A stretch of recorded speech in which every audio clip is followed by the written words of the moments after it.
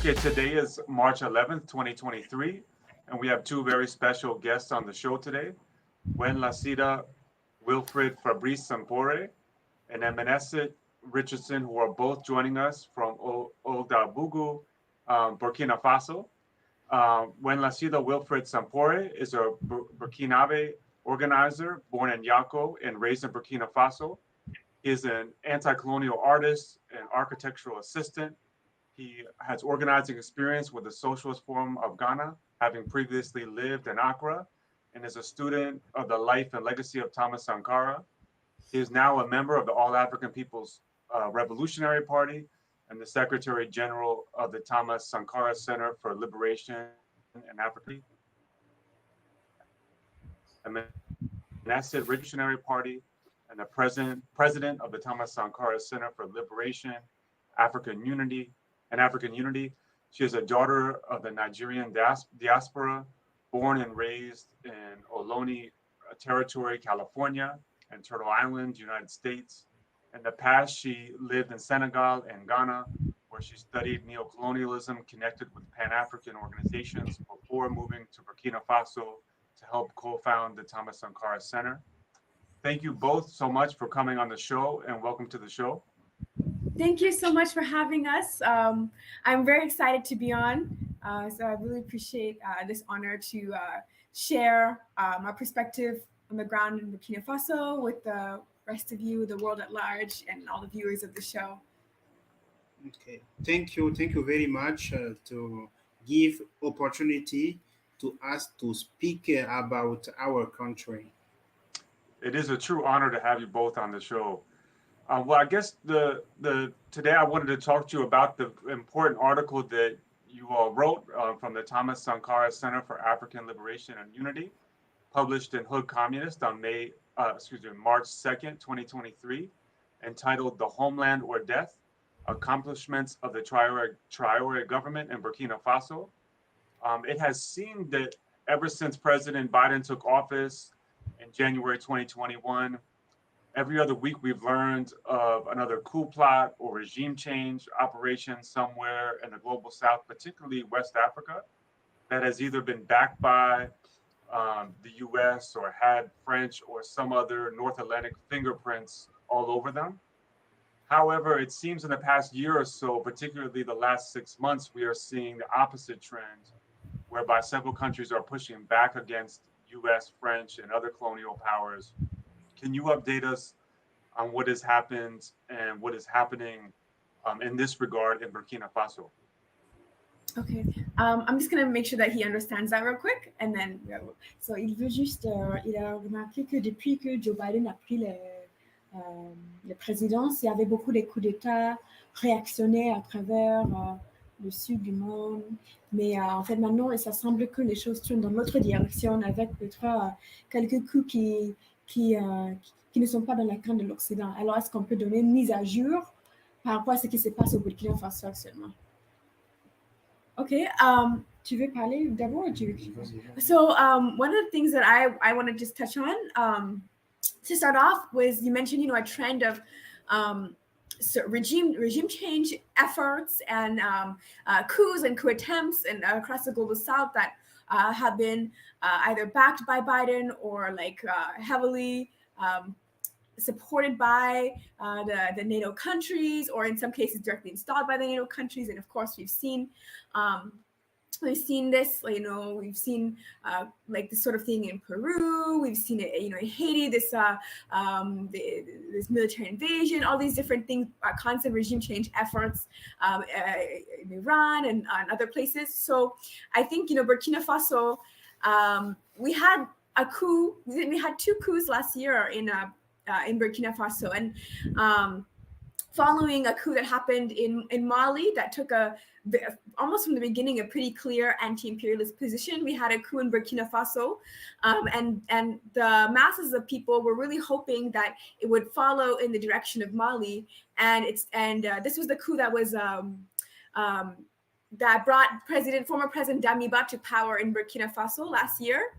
And what we saw instead was a lot of clear signs that Burkina Faso would not be going in the same anti-imperialist direction of Mali.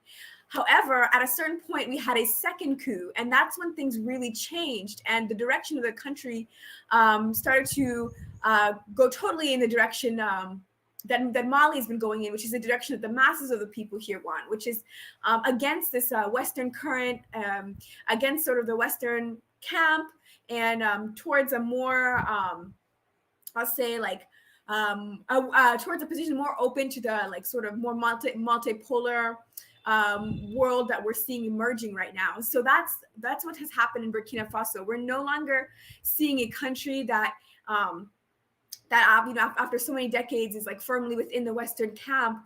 We're seeing a country for the first time since the Sankara era taking like a very strong position against its former colonial power, France, but then also all those same allies that are in the same camp with France. Thank you. And Wendlassida, is there anything you want to add to that? Tu veux ajouter quelque chose par rapport à la mise à jour? Non, je pense que c'est bon. Quelque chose? Oui, ici, quelque chose de mise à jour, quelque chose qui se passe au Burkina Faso avec les actualités. Oui, je pense que il y a... Ce que je peux ajouter par rapport à ce que la camarade Inem a dit, c'est de dire qu'il y a un très, très grand changement de mentalité actuellement, surtout vis-à-vis de la jeunesse. Parce que pendant longtemps, notre peuple, notre pays a tant connu. Et bien sûr, ça a beaucoup plus impacté les jeunes. Et ce que nous pouvons remarquer actuellement par rapport à tout ce qui s'est passé et tout ce qui se passe, nous pouvons voir en fait que les jeunes sont de plus en plus impliqués dans tous les secteurs. So he's saying that there's also a huge change in the mentality in Burkina Faso right now. And he's talking about how the masses, especially the youth, and if you remember, we're talking about a country where the youth are the masses because there's such a young population here. He's talking about how there's a huge awakening in terms of political consciousness happening on the ground here. And there's much more political engagement with people, especially young people, sort of engaging politically in different sectors, different organizations, taking to the streets, and just like expressing just much more political consciousness. So that's a huge part of like the changes that are happening in Burkina Faso right now as well. Thank you. And can you both explain to us more about President Ibrahim Traoré, who he is and how he has been as interim president of Burkina Faso thus far? Okay. Le président Ibrahim Traoré, bien sûr, c'est l'actuel président du Burkina Faso.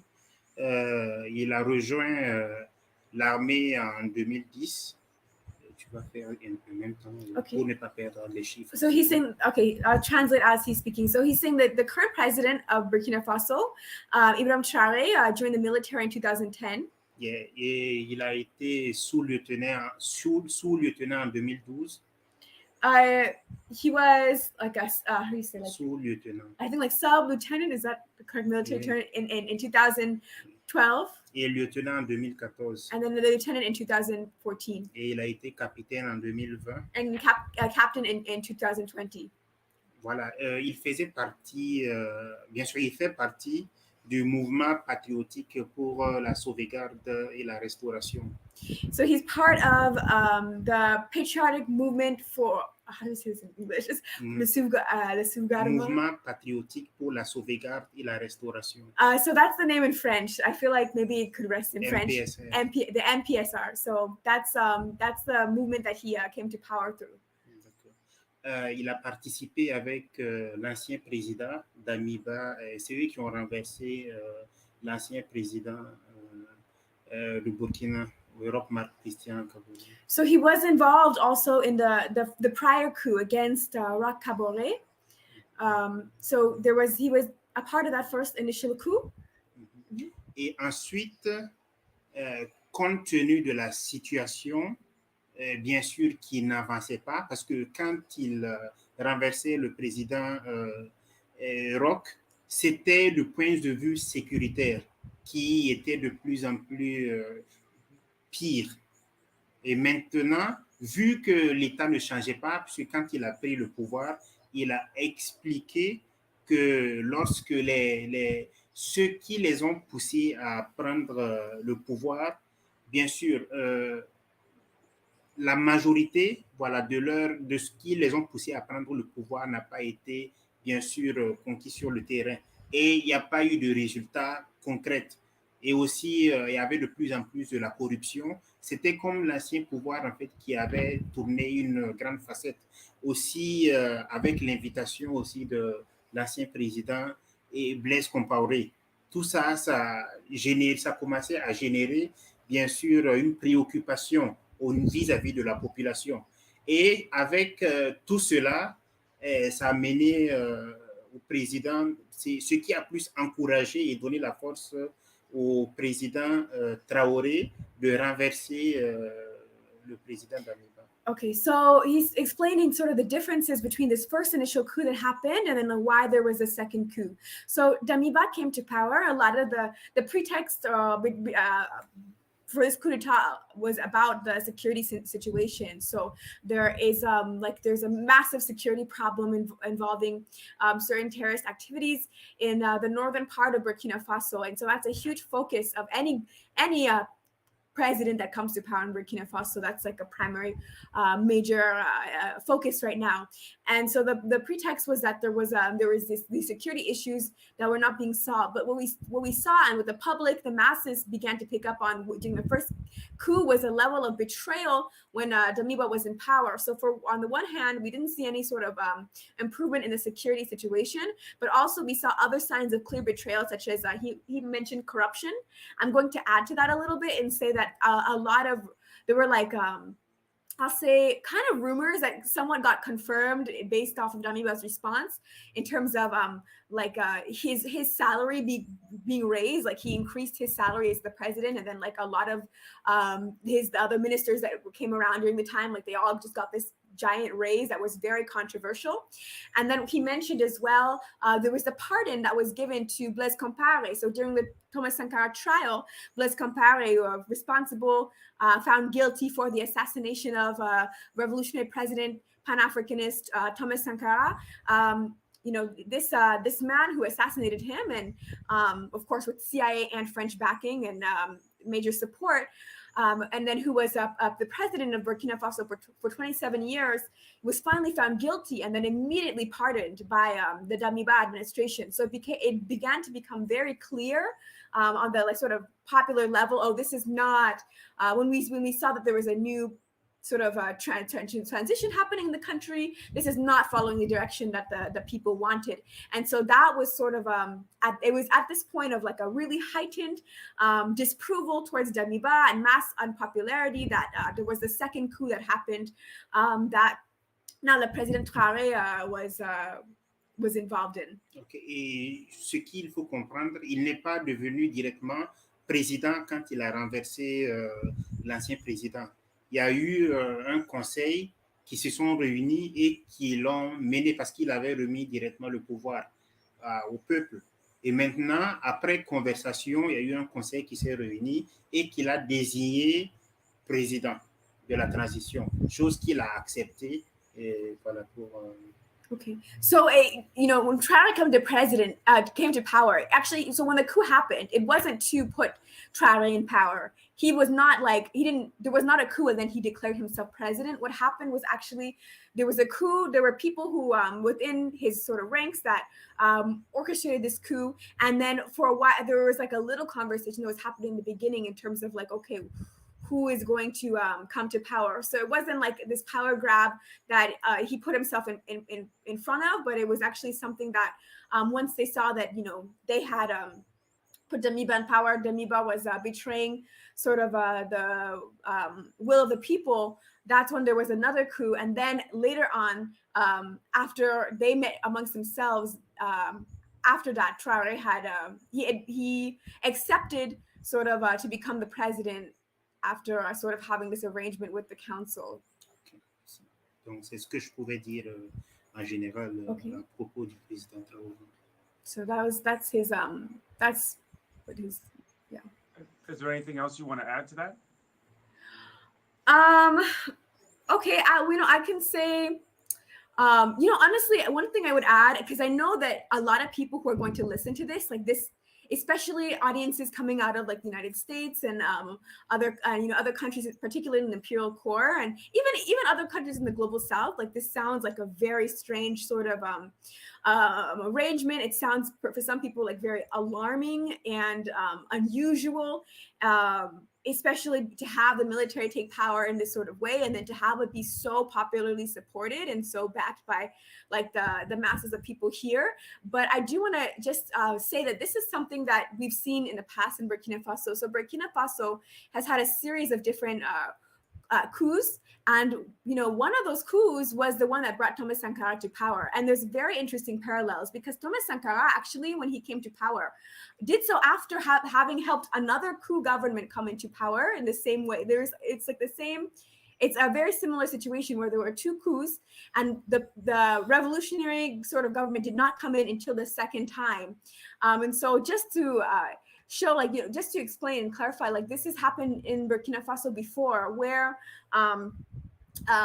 the military, which is has I'd say a very prominent and very different role in Burkina Faso than a lot of other countries, has come to power this way. And then there has been the same sort of dynamic where within the ranks there was a coup, and then sort of a second counter coup, and that was that second counter coup that finally sort of brought the will of the masses to power. That's exactly what happened with Thomas Sankara, who was involved with the ascension of the former president Jean-Baptiste Ouedraogo, who preceded him, as well, just to kind of make that connection.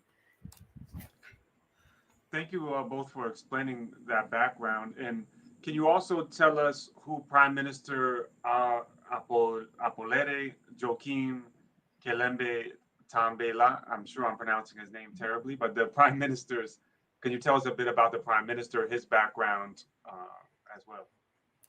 Sure, it's KLM. So I can touch on that. So there's a lot of new figures in Burkinabe politics right now, especially because of the way the sort of this transition is comprised of members of the military. But I do think it's very significant that the prime minister that was selected was actually a figure that is already very well known by the majority of Burkina Faso. Anybody who has paid attention to politics, especially Pan-Africanist, but not exclusively, here on the ground in Burkina have been long familiar with KLM. So he played a prominent role in establishing the Committee for the Defense of the Revolution in Lyon, in France, during the Sankara era. He was actually invited to join the Sankara government during that time, but he was completing some of his studies, and so he was in the diaspora supporting externally. He's a scholar of the Sankara era who had a direct relationship with the revolution and with the government. He's somebody who has a political education, and then who has since come back to Burkina Faso for many decades now and featured prominently as a political spokesperson. And he's the one, I think, who is in many ways at the direction of where the country's headed. I believe that the government in power right now is a sort of aware of some of the differences in the level of experience between maybe somebody who came in through the military and somebody like KLM, who's been around for decades and who's been he was an organizer. He has a certain level of political study. So from what I see in the dynamic, I think that I believe that Traoré himself is also very well aware of that. And so KLM is kind of, even though he's the prime minister, not the president, the official head of state, I do think that he actually is the one who, and you'll see this a lot, if you pay attention to sort of what's happening, KLM tends to be at the forefront of it. So all the sort of new foreign policy arrangement with Burkina Faso, and either neighboring countries or the outside world as a whole, you'll see that KLM is at the forefront of that and has been given that position. Si tu veux ajouter quelque chose d'autre? Non, je pense que ça va. Okay, so hopefully that gives some idea. Yeah, Wendlassida doesn't want to add anything, or? I think it's okay. It's okay. Okay. I guess my next question, and you guys have definitely touched on this, but I want to know if there's anything more you want to add to it. But it seems that the Traoré administration is moving away from the Western camp, which you guys have very much outlined. Why have they taken this route, which is almost like a rhetorical question, and how has it been received by the people of Burkina Faso? Okay. So just to clarify, he's looking at the questions in French. He actually has the translation, so that's why he's looking down. Question number 2. No, number 2. Tu veux reprendre? Je vais parler. Ok. Il semble également que... Oui, c'est le deuxième. Je peux dire qu'il y a plusieurs facteurs qui ont poussé l'administration Traoré à quitter le camp de l'Ouest. Parce que l'histoire même nous a poussé en fait sur cette voie-là. Parce que depuis tant d'années, depuis l'indépendance jusqu'à maintenant, nous avons eu ce semblant de collaboration avec soit avec l'ancien puissance coloniale, soit avec l'Union européenne ou bien des pays de l'OTAN. Nous avons eu quelques semblants de collaboration, ce qui ne nous laissait pas, bien sûr, le choix de pouvoir choisir où nous pouvions aller et avec qui nous pouvons collaborer et avec qui nous pouvons échanger. Depuis très, très longtemps, nous avons, du point de vue économique, du point de vue social et du point de vue géopolitique, et c'était extrêmement difficile, en fait, pour notre pays d'avoir une orientation claire parce que presque tout était dicté par ces anciennes puissances-là ou bien ces pays qui nous poussaient à... Okay. So he's saying that, it's history that has pushed us in this direction. For such a long time, the only thing we had was like a semblance of so-called collaboration with our former colonizers and with these NATO countries, and they dictated who we could work with geopolitically, economically, in terms of trade, in terms of any sort of whether it's economically or any sort of exchange. These powers have historically dictated who we could work with and who we couldn't, and these were the former colonial powers and the NATO countries. Et la goutte qui a débordé la vase, c'était du point de vue sécuritaire. Parce que depuis quelques années, notre pays traverse une situation de crise sécuritaire. Et de plus en plus, nos soldats tombent. De plus en plus, nous n'avons pas ce choix-là pour faire un partenariat assez clair. Bien vu que il fut quelque temps où nous avons voulu commander des armes avec un tel État, mais avec l'obligation, avec le fait que nous sommes en collaboration, ou nous sommes en partenariat, un semblant de partenariat, j'avais dit tantôt, avec un ou tel pays. C'était difficile pour nous. Nous n'avons pas la liberté de pouvoir traiter avec d'autres pays.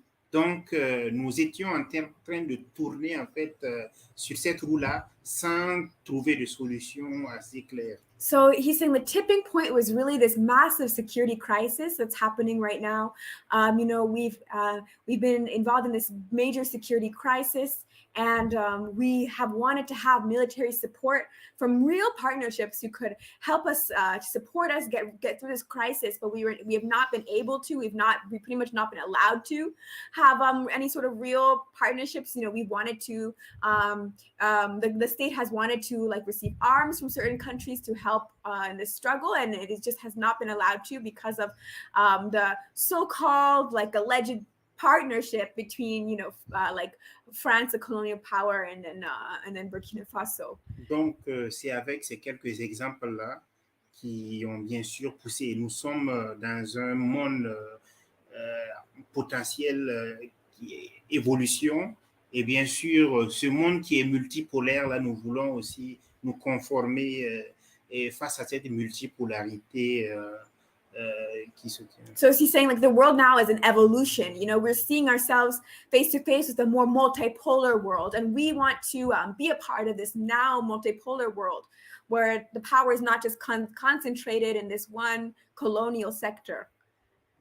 And Okay. just for the sake of the audience, can you just briefly explain what the security crisis in Burkina Faso is? Si tu peux expliquer les crises sécuritaires au Burkina Faso pour le public qui va suivre.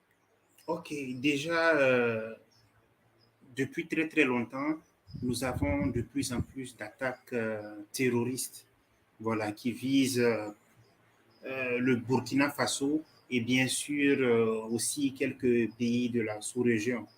Et ce qui a provoqué une très très grande crise, n'est-ce pas, vis-à-vis de la population, vis-à-vis de l'économie et vis-à-vis du social.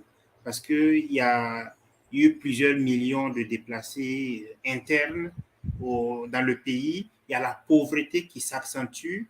Il y a les populations n'arrivent plus à cultiver et les pertes de terre qui s'accentue au fil des attaques. So he's saying that there's been for a while a massive security crisis caused by terrorist attacks in Burkina Faso and across this sub-region, specifically referring to the Sahel region. And this security crisis has had massive impacts on, like, you know, people who are dying, but also like socially and economically. You know, people are not able to farm, people are fleeing. There's millions of internally displaced people that are leaving those areas. They're, you know, and it's just had just massive both economic and social impacts.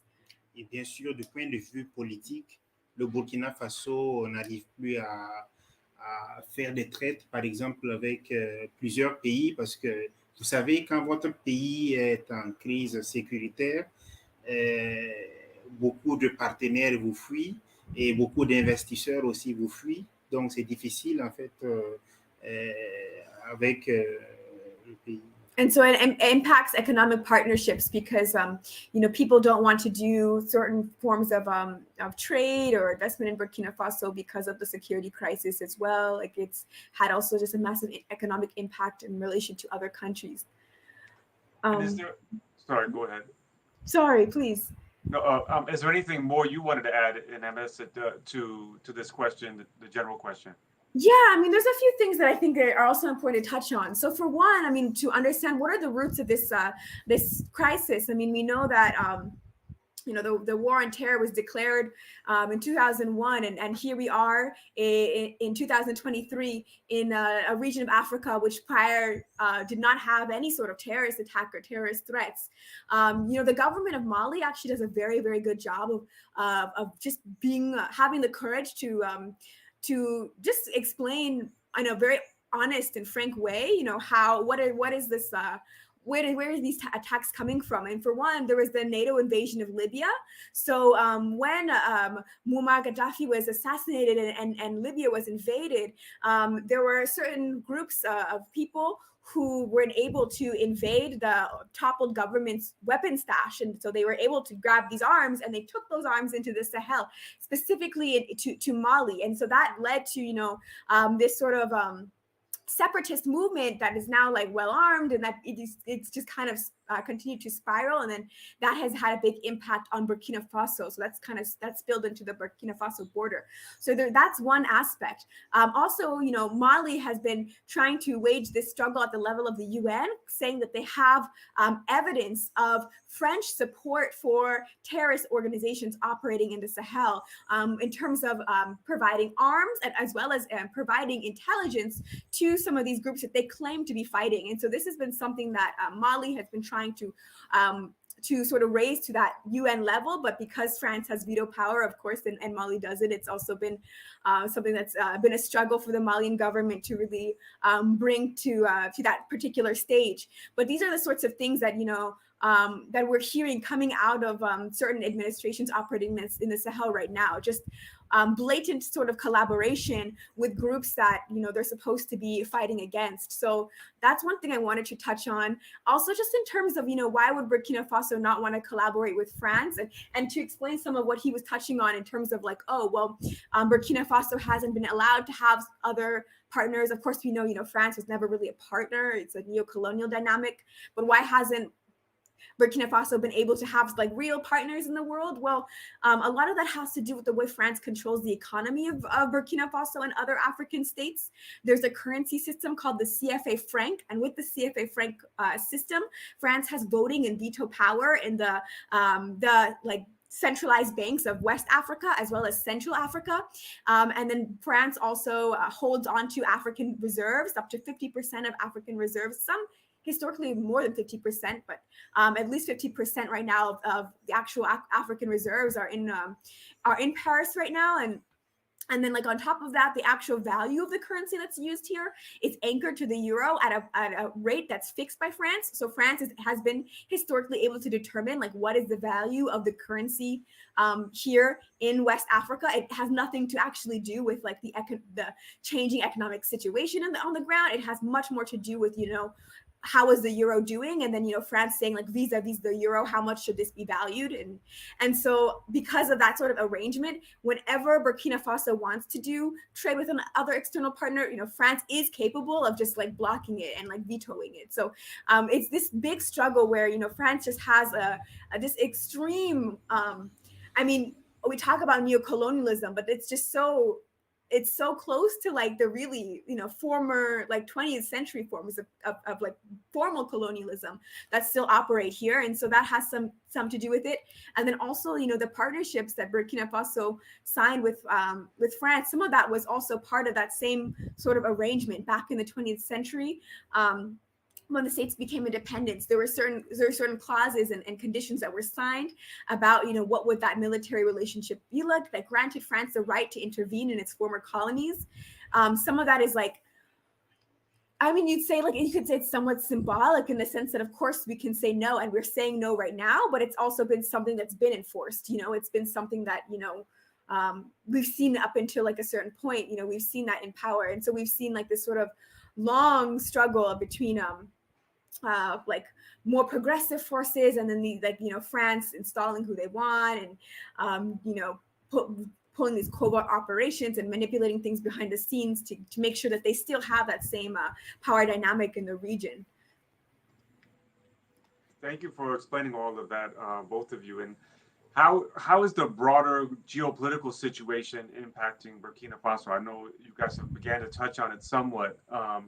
And specifically the conflict in Ukraine, what people are referring to as Cold War II, and some are already referring to it as World War III, and the fact that the U.S. and its colonial allies are trying to reverse the rise of China in a multipolar world. Okay. I would say here, like on the ground in Ouagadougou, I think people have a very maybe different view from how maybe some people in some imperial court type countries might view some of this changing sort of power relationships in the world.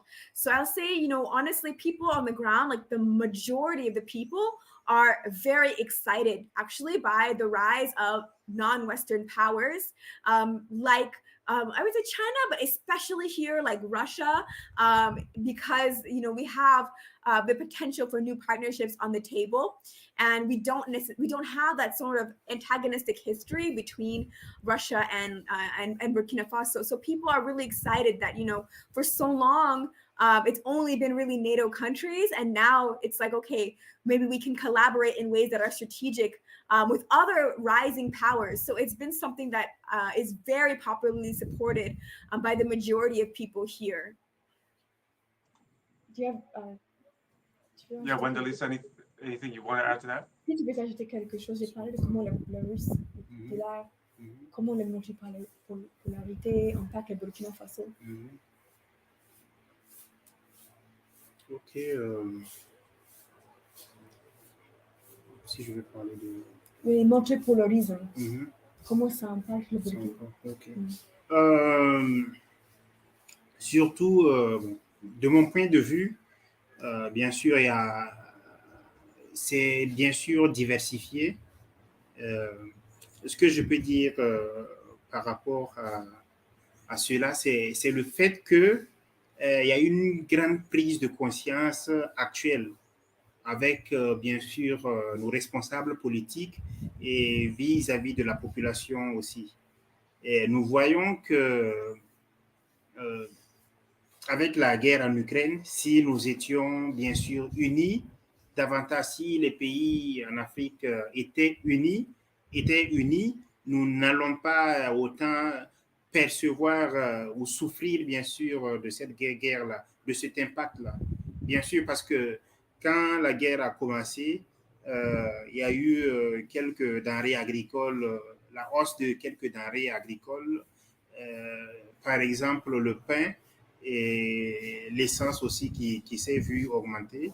Et nous avons vu que si nous étions unis davantage et si nous avions développé une culture endogène dans nos pays, nous aurions pu éviter malheureusement ces impacts-là qui ne sont pas dans notre pays.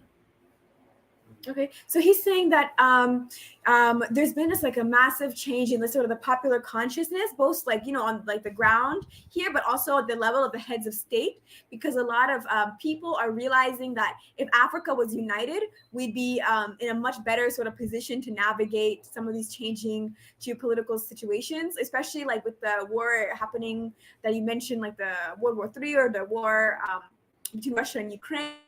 You know, we are struggling a lot with like the rising prices of bread, you know, because of the grain, and as well as like the petroleum, like the gasoline prices. Like we've really been hit hard actually in Ouagadougou with some of the changing prices. And so he's talking about how, you know, a lot of people are realizing if Africa had been united, if we were united, you know, we wouldn't have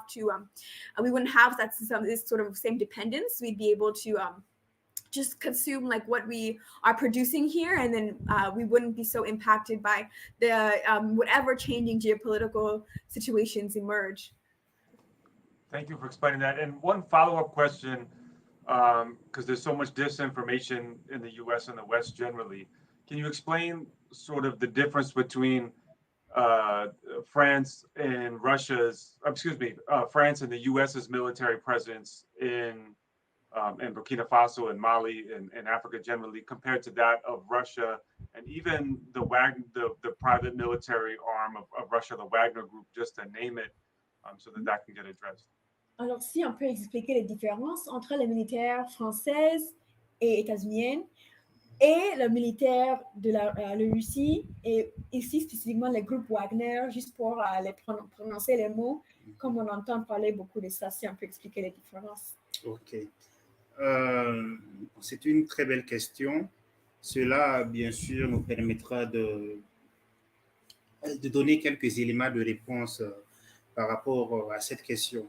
Déjà, sur le mot Wagner, nous voudrions que chaque fois que nous avons l'occasion d'en parler, nous en parlons pour beaucoup plus expliquer pourquoi ce mot-là est utilisé habituellement quand il s'agit de collaborer avec la Russie.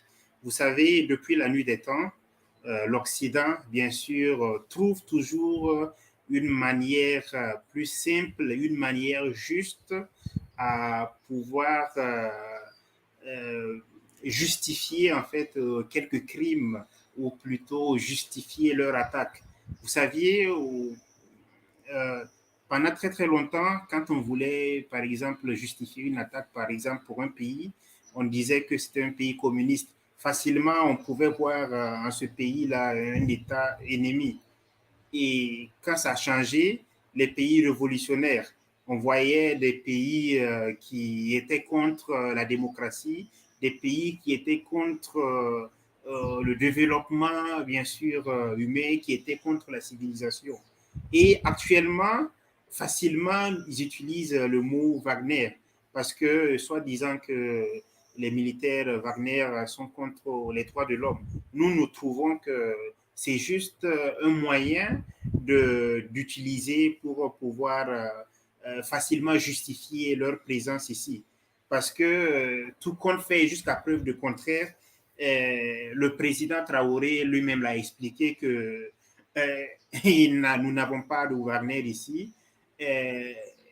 Il a même dit de l'amener en fait voir ces militaires-là. Et bien sûr, il utilise en fait ça justement pour pouvoir bien sûr contrer notre pays. Et nous, ce que nous pouvons dire, c'est que nous sommes libres bien sûr de pouvoir choisir de pouvoir choisir de collaborer avec n'importe quel pays. Quand on parle, vous avez pris l'exemple des États-Unis et de la France. Et nous bien sûr des pays qui n'ont plus vraiment rien à nous apporter parce que pendant très très longtemps, nous avons eu ces semblants de collaboration avec ces pays-là et le résultat, bien sûr, vous le voyez, bien sûr, avec la situation de notre pays qui ne s'améliore pas. Donc, nous voulons cette multipolarité-là de pouvoir traiter avec des pays. Si demain, nous voyons que la Russie est en train de sortir de notre point de vue, ou bien sûr ne répond plus à nos attentes, nous allons bien sûr changer d'autres. Nous irons voir ailleurs. Okay. So he said a lot, and I think it was very well said. So I'm going to try my best to capture some of that, hopefully the best way I can, but it was very well said. So he was talking about how, so he said it was a very good question. And he was talking about actually how the word Wagner actually has been used as like kind of this boogeyman type of word. And so, nowadays it's like, in order to justify their intervention, their crimes, and, their attacks, historically, there's always been some sort of like boogeyman sort of like keyword. So in the past, they'd go around and, they'd accuse states of being like communist. And then you'd be like on the defensive position, like, oh, no, it's not that. Like, oh, don't call us that. And then, in the past, it was like revolutionary. And if you say revolutionary, then it's like, oh, the Western states use that as like a pretext, and that those states were characterized as like being against democracy and being against civilization and being against progress and this and that. And nowadays it's like Wagner, and like if you say Wagner, that's like the new biggie man word, and you're like always on the defense. Even he's mentioned that like there's even been times when the administration here has sort of been in the defense in terms of like this Wagner situation. The Western countries have pointed their fingers, and the current administration has been like, oh no, it's not Wagner. But he's saying, we have the right to work with whoever we want to work with. That's not something that can be determined by any sort of external country. So it's not for the Western countries to sort of set the terms in terms of either what language we can use or like who we can partner with, etc. Like that's for us to determine. And he was saying that, we have worked with France and we've worked with the United States, and with so-called, partnership, but not really a partnership, but we've had those so-called partnerships. And, we see the result, which is that the security situation has become worse. It has not become better. So we want to see like, real, collaboration with real partners who actually can help serve our interests. And if in the future we determine, oh, Russia is not doing that, then we have every right to no longer work with Russia and to find another partner to work with. But that is like, our sort of our sovereign decision. So that's to summarize my best what he was saying. Thank you for translating that. That was amazing. Is there anything you yourself want to add to that question? Yeah, I think this question, it comes up a lot because a lot of, we hear a lot of like neither France nor Russia, or like neither the West nor the East and stuff like that. And, that like, it sounds good, I guess, if you're like, oh, we just want like the African countries to do it on their own. Like that sounds great. And, we fight Africa, that's our goal. So of course we want to be like, self-reliant as a people, but we also have to come from a point of like realism. There's a real security crisis in Burkina Faso right now in terms of like these terrorist attacks. Like this is a real thing that's happening. And, we've talked a little bit about some of the potential roots of that crisis, but we know that right now it is a major concern of any government that comes to power. So we do need some sort of military support. Now, like if Africa was already perfectly united, or like, the African diaspora had, formed troops and was ready to come in and help defend the continent, that would be one thing. If that was, well formed, and we were like, no, we prefer to go in that direction. But that's not really the case. What we do have, though, is we have the rise of other countries who have also been tormented and invaded by the Western camp for a long time, and who have now reached a certain level of power, saying like, look, it's strategic, we can work together. And we do need some sort of military support. And that's what's on the table. I think it's just kind of like a logical thing to say, okay, yeah, we should be working together. We should be in this camp. And I don't think it's like, I don't see it as, like the Russian camp or even the Eastern camp. I'm seeing it, as a third world camp, the camp of the global South, because, these are, I look at the position Latin American countries are taking, specifically revolutionary and progressive Latin American countries. I see the camp of like the more progressive and revolutionary countries in Asia, and they're also taking this sort of direction. So I'm seeing this as like a resistance by exploited countries that are coming together, not just to, we all just particularly like have some sort of particular appreciation for Putin. That's not what's happening. But again, even if it was, that's still also the sovereign, like that's our decision, as African countries, African states. So. Thank you for that answer. Thank you for both of you for explaining perfectly into our next question. And the last question is to discuss the importance of revolutionary Pan-Africanism and internationalism. One of the things that we think, particularly in the US and in the West, that is missing from the left is the lack of revolutionary Pan-African consciousness and internationalist consciousness. And so on this show, we try to highlight the need and importance of both of those. How is Pan-Africanism and or internationalism relevant to Burkina Faso today? Donc, tu as compris l'importance du panafricanisme et internationalisme révolutionnaire. Okay. C'est quoi l'importance au Burkina Faso aujourd'hui? Bon, déjà, je peux répondre pour le panafricanisme. Ok, pas de souci. D'accord. Je pense que notre continent a beaucoup souffert. Et bien sûr, depuis très très longtemps, depuis les années de l'indépendance jusqu'à maintenant, il y a eu des révolutionnaires, il y a eu des présidents. Bien sûr, bon, je vais citer comme exemple Kwame Nkrumah, Ahmed Sékou Touré, Modibo Keïta et Patrice Lumumba, des gens qui ont lutté vraiment pour l'Afrique. Et cette lutte-là se converge à un seul but, pardon. Et ce but-là, c'est quoi? C'est le panafricanisme. Le panafricanisme, c'est cet objectif-là qui doit nous amener à nous unir. Parce que nous avons beaucoup souffert, nous avons connu l'esclavage il y a très très longtemps. Nos peuples en souffrent maintenant.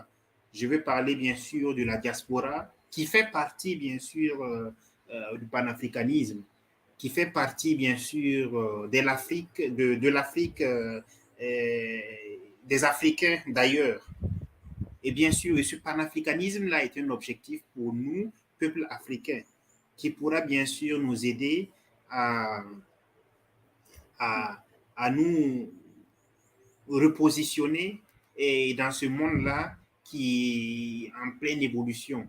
Ce monde capitaliste qui nous divise, qui ne nous permet pas de pouvoir nous occuper bien sûr de nous-mêmes, nous occuper de la population africaine. Je vais donner la suite après.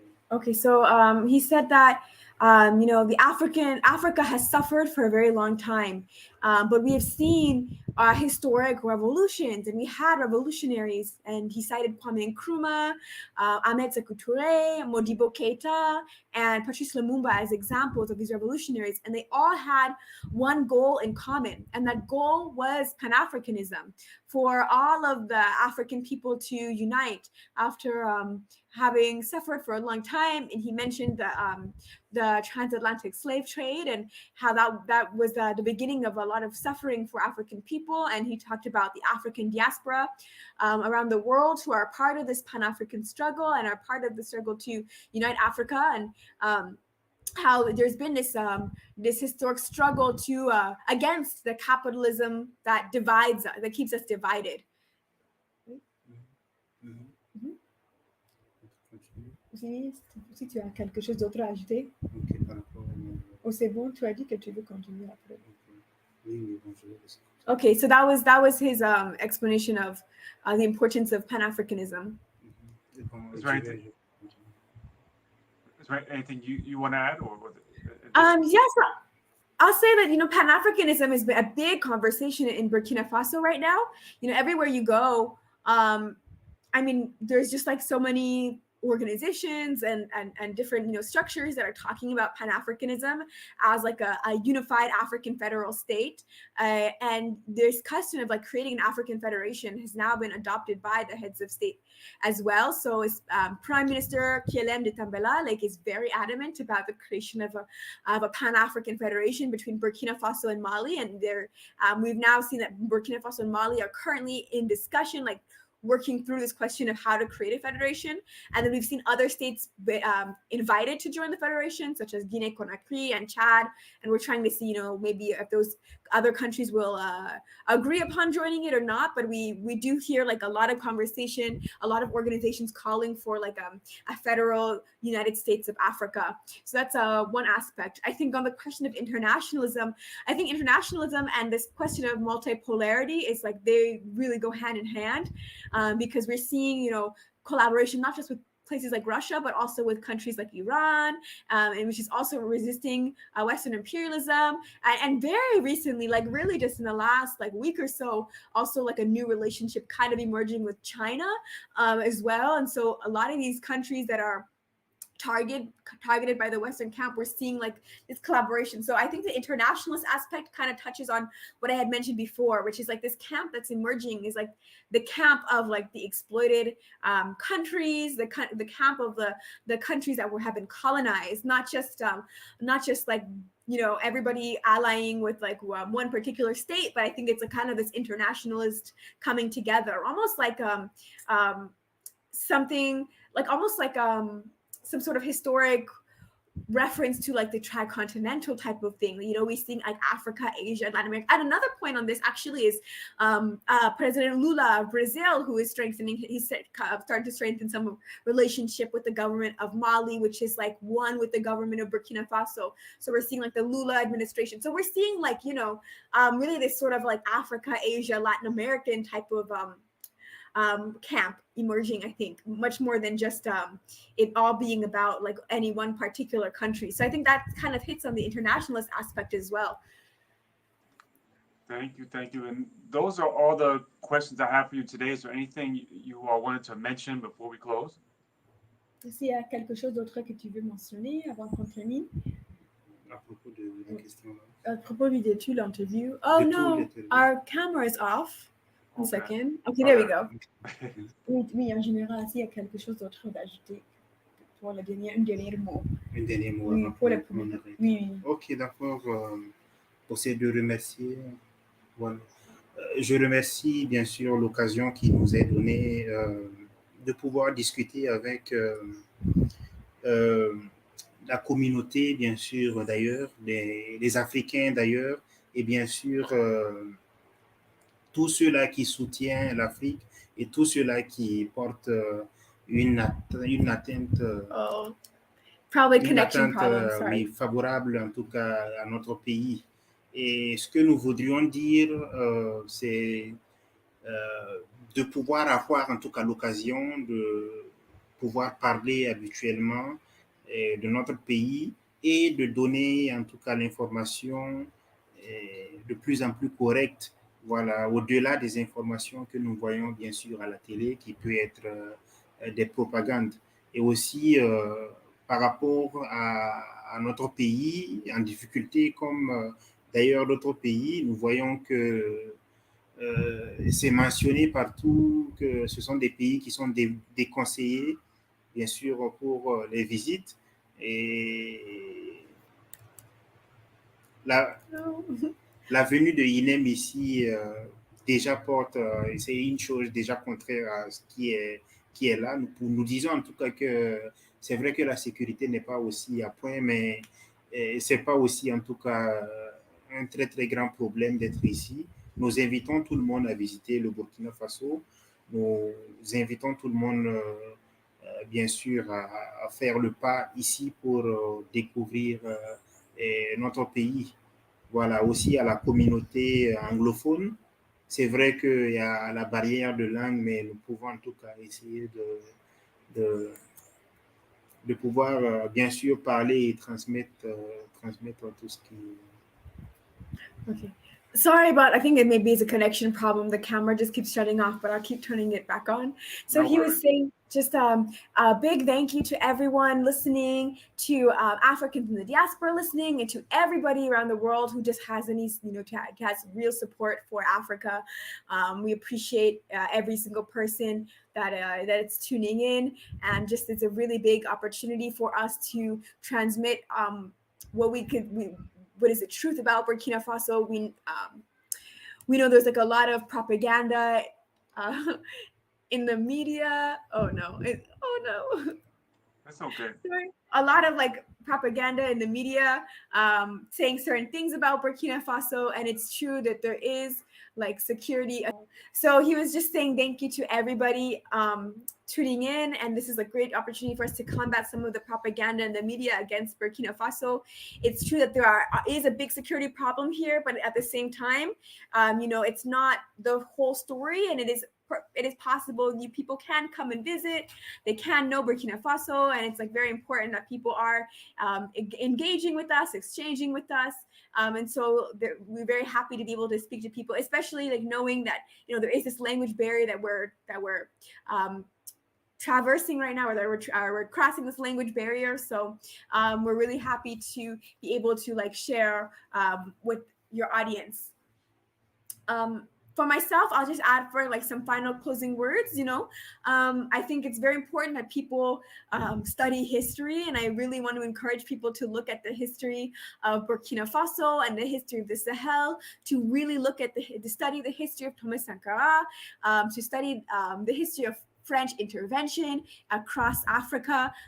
There's a good book called what is it called in English? In French, it's called L'Arme Secrète de la France-Afrique, une histoire de France CFA. I think it's called like The Secret Weapon of France in English, but I know the author is called Ndongo Samba Sylla, and then the subtitle is The CFA Frank Story. So if you just search Ndongo Samba Sylla and the CFA Frank Story, you'll find this book. It's a great book to read about how France controls the economies of African countries.